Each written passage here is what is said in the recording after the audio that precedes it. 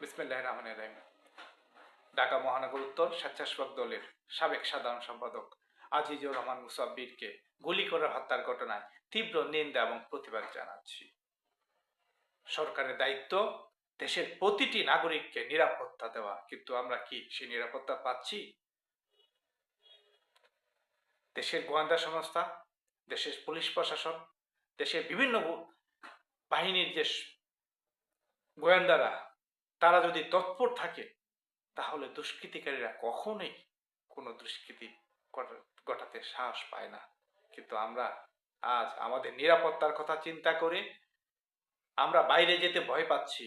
আজ আমরা আমাদের নিরাপত্তার কথা চিন্তা করে আমরা আমাদের পরিবার, নিজেদেরকে নিয়ে আমরা দুশ্চিন্তাগ্রস্ত।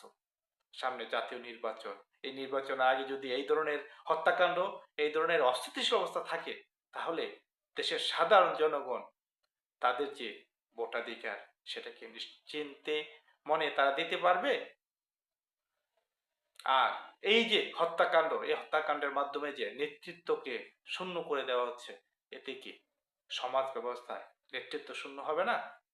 সরকারের প্রতি আহ্বান থাকবে, আপনারা দ্রুত হত্যাকারীকে গ্রেফতার করুন, শাস্তির আওতায় নিয়ে আসুন।